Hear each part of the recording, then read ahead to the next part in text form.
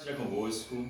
Como você já me conhece, meu nome é Márcio Souza, integrante da equipe de evangelismo da Igreja de Deus, e hoje venho através desse vídeo falar com você sobre o reino milenar. Na aula passada, nós estudamos sobre o reino da graça e aprendemos que ele se configura da seguinte forma: Jesus ele reina hoje, mas no coração daquele que o aceita como Senhor e Salvador da sua vida. E hoje nós vamos aprender um pouco mais sobre a segunda fase, que é o reino milenar. Abra sua Bíblia no livro de Apocalipse, capítulo 20, versículo 6. Diz assim: Bem-aventurado e santo é aquele que tem parte na primeira ressurreição. Sobre esses, a segunda morte não tem autoridade. Pelo contrário, serão sacerdotes de Deus e de Cristo e reinarão com ele os 1000 anos. Então nós lemos aqui que feliz e santo é aquele que tem parte na primeira ressurreição, e sobre esses a segunda morte não tem poder. Pelo contrário, eles serão constituídos sacerdotes de Deus e vão reinar durante 1000 anos com Cristo Jesus. Então nós aprendemos aqui que vai haver um reino. E o tempo de duração desse reino é 1000 anos. Mas nós não temos a informação, o local que vai ser implantado esse reino. Aí eu convido você a abrir a sua Bíblia no livro de Apocalipse, capítulo 5, versículo 10. Que vai nos revelar a localização geográfica que vai ser implantado esse reino que vai ser governado por Jesus, e que o tempo de duração é 1000 anos. Acompanhe comigo na sua Bíblia. E para o nosso Deus, os constituístes reis e sacerdotes, e eles reinarão sobre a terra. Agora, nós temos aqui as informações necessárias para chegarmos à conclusão de que o rei é Jesus. O tempo de duração desse reino é 1000 anos. E o local que vai ser implantado esse reino é a terra. Então Jesus, ele vai regressar do céu para a terra pela segunda vez, como diz o livro de Hebreus, capítulo 9, versículo 28, e vai constituir duas autoridades, ou seja, a eclesiástica e a autoridade civil. E vai implantar o reino milenar, literalmente, em toda a terra. E qual é a finalidade desse reino? Aí nós temos que abrir a Bíblia no livro de Atos, capítulo 3, versículo 21, que vai nos revelar qual é a finalidade da implantação desse reino. Acompanhe comigo aí na sua Bíblia.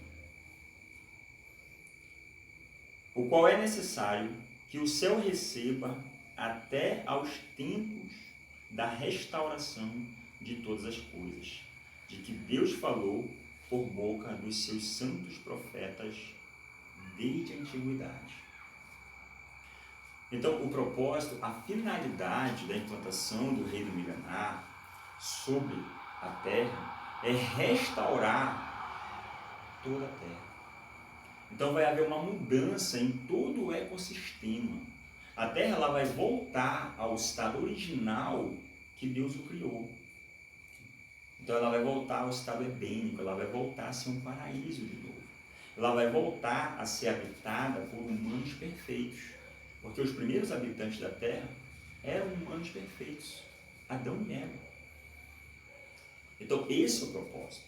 Vai haver uma despoluição dos rios, uma despoluição do ar, da terra, e aí sim, Jesus ele vai levar essa terra ao estado original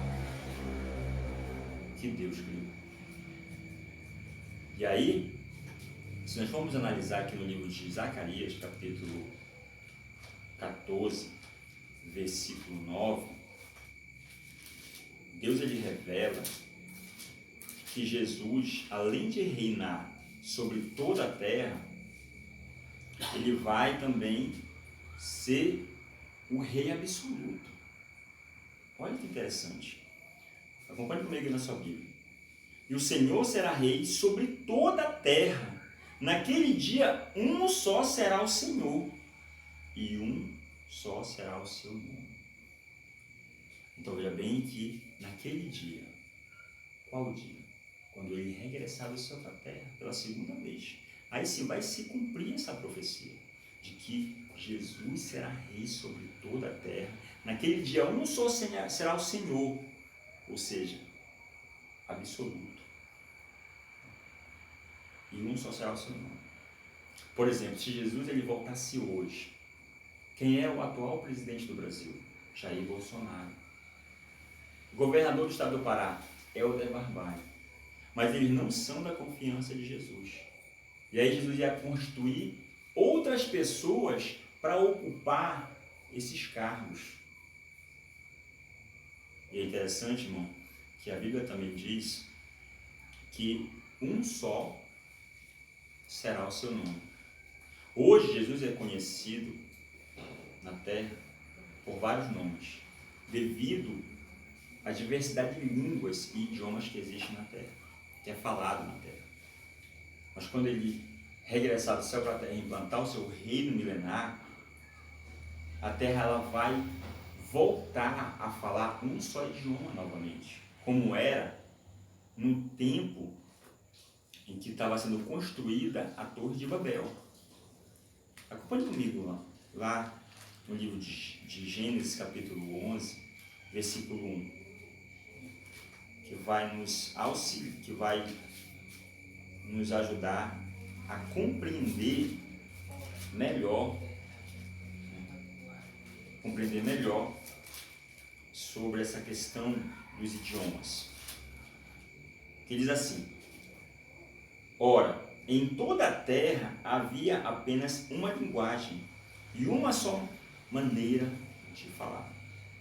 Então perceba que antes do dilúvio, a terra falava um só idioma. Não havia essa multiplicidade de línguas.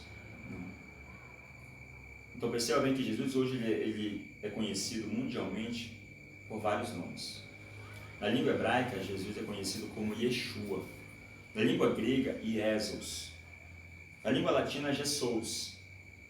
E na língua portuguesa, Jesus. Mas quando o processo de restauração da terra iniciar, aí sim, a terra vai falar um só idioma, como era no princípio. A mesma língua que se fala no Brasil vai se falar nos Estados Unidos, na China, na Inglaterra e Israel.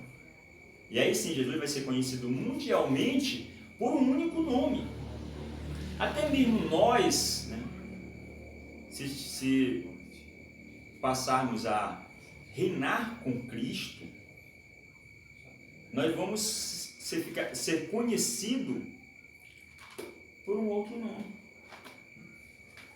Um nome que já vai ser nesse novo idioma que vai ser oficializado em toda a terra.